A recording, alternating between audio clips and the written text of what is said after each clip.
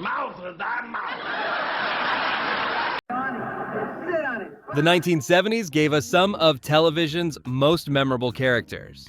But here's what most people don't realize. The throwaway lines and catchphrases from this decade didn't just get laughs. They became part of the American vocabulary, still being quoted at family dinners, office meetings, and even in social media posts 50 years later.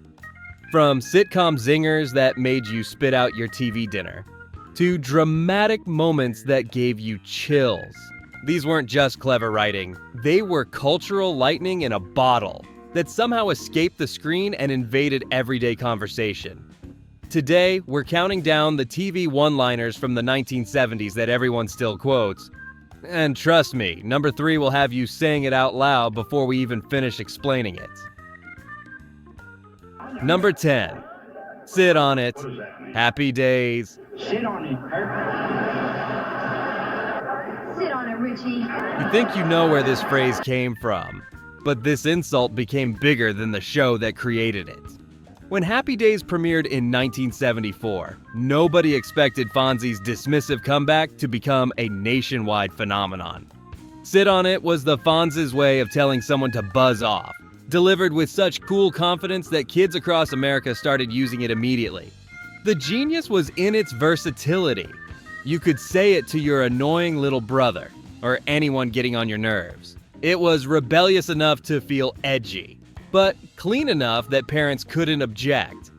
Henry Winkler's delivery made it legendary. The way he'd point his finger and deliver that line with absolute authority made every kid want to be the Fonz.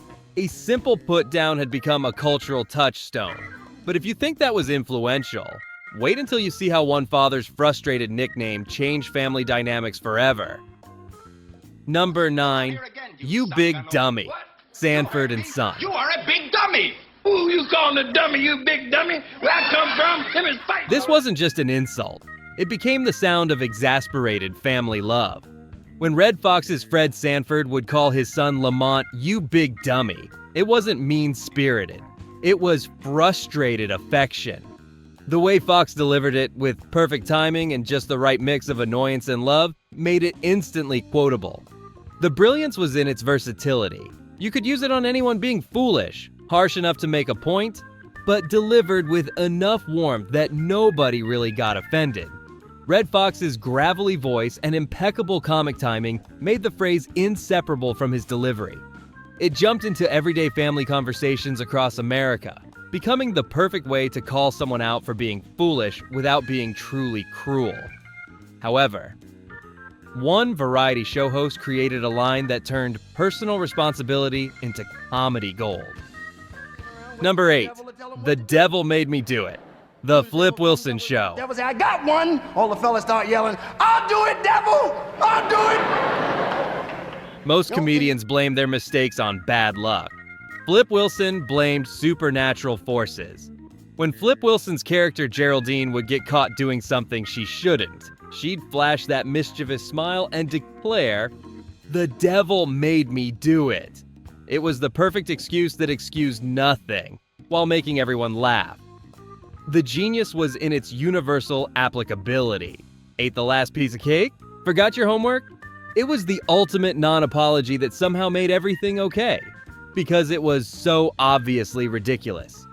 Flip Wilson's commitment to the character made it legendary. When he delivered the line as Geraldine, it became more than just an excuse. It was a performance celebrating the absurdity of human nature. Yet one sitcom waitress created a phrase so sassy, it redefined Southern attitude. Number 7. Kiss my grits. Mel, Alice. would you like to do something for me? Yeah, what? Kiss my grits! This wasn't just a put-down. It was Southern sass weaponized for television. When Polly Holliday's Flo would deliver this line on Alice, she wasn't just telling someone off, she was doing it with such distinctive flair that it became the ultimate expression of working-class attitude. The way she'd drawl out grits with that Alabama accent made it impossible to forget. The brilliance was in its creativity. Instead of traditional curse words, Flo had invented something uniquely Southern and completely television-friendly. It was rebellious enough to feel edgy, but clean enough for families. The catchphrase became so popular that it gave Polly Holiday enough recognition to get her own spin-off series. A waitress's sassy comeback had become a cultural phenomenon. Yet one detective's smooth question became the ultimate expression of cool confidence. Number 6. Who loves ya, baby? Fish. Kojak. Who loves you, baby? You're beautiful. This wasn't just a catchphrase, it was a philosophy wrapped in a lollipop. Telly Savalas's detective Kojak would deliver this line with a mix of tough guy swagger and genuine warmth. That made it unforgettable. Whether interrogating a suspect or comforting a victim, it became his signature way of connecting with people. The brilliance was in its contradiction. Here was this bald, intimidating cop who could be tender when needed. The line humanized a character who could have been just another hard-boiled detective. People started using it to show affection, light intense moments, or just sound cool. The phrase became so associated with Savalas that he used it in interviews and other roles. A character's catchphrase had become the actor's personal brand. But while some lines showed affection, others became the sound of pure exasperation. Number 5. Stifle yourself, Edith. All in the family. Stifle yourself. I tried to find him. Most TV husbands were patient and understanding. Archie Bunker was brutally honest about his frustrations. When Carol O'Connor's Archie would bark this line at his wife Edith, it wasn't just comedy. It was a window into changing American marriage dynamics. The phrase became shorthand for enough already in households across the country. The genius was in its relatability. Every married couple had moments where one partner wanted the other to stop talking. But nobody had ever said it so bluntly on television. What made it legendary was how it sparked conversations about marriage, relationships, and respect. A simple put-down had become social commentary that families debated long after the show ended. Before we get to the top 4, thanks for watching. And if these classic one-liners are bringing back memories, hit that subscribe button to help us keep bringing you more nostalgic gems from television's golden age. Now, let's get back to these classic liners. Number 4, Dy-no-mite. Good times. Dy-no-mite! Dy-no-mite! Most catchphrases are clever. This one was pure explosive energy. When Jimmy Walker's J.J. Evans first shouted, "Dy-no-mite" on Good Times, it wasn't just a reaction. It was a celebration. The way he'd stretch out each syllable, throw his arms wide, and deliver it with such joy made it impossible not to smile. The genius was in its adaptability. You could use it for anything exciting. Acing a test, getting a date, finding money in old jeans. It was the perfect expression of pure joy. In the mid-70s, when the country faced economic struggles, JJ's unbridled optimism felt like exactly what people needed. The phrase exploded beyond the show, appearing on t-shirts and in everyday conversation. Yet one dramatic series created a line so powerful, it's still quoted today. Number 3. God'll get you for that, Walter. Maude. God'll get me for what I'm thinking. You think you know righteous indignation, but this line became the ultimate threat of cosmic justice. When B. Arthur's Maude would deliver this warning to her husband Walter, it wasn't just a threat. It was a promise that the universe itself would settle the score. Her perfect mix of moral authority and theatrical drama made it both hilarious and slightly terrifying. The brilliance was in its versatility. You could use it whenever someone did something wrong or annoying.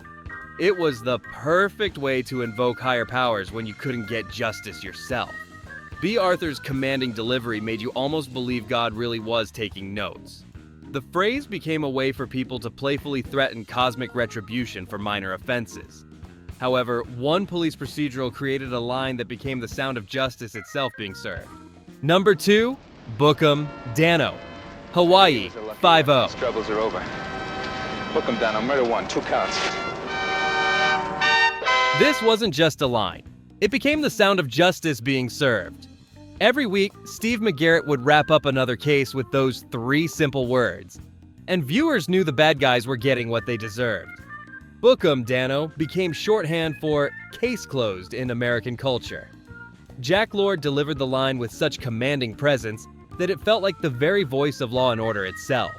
It wasn't a request, it was a declaration that justice had been served. Real police officers even started using variations of the phrase. The line jumped from fiction to reality, actually influencing law enforcement culture. A TV catchphrase had changed how people thought about justice, but one phrase stands above all others, creating a cultural moment so perfect, it's still being referenced everywhere. Number 1, Ayyyy, Happy Days.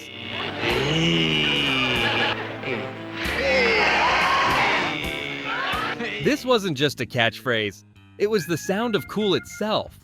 When Henry Winkler's Fonzie would snap his fingers and deliver that signature, Ayyyy, it wasn't just an expression.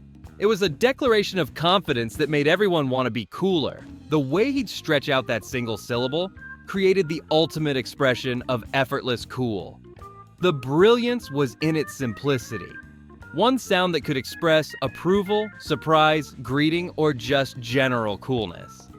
It was so versatile that people used it everywhere, and it always worked. Here's what made it legendary. It transcended language barriers.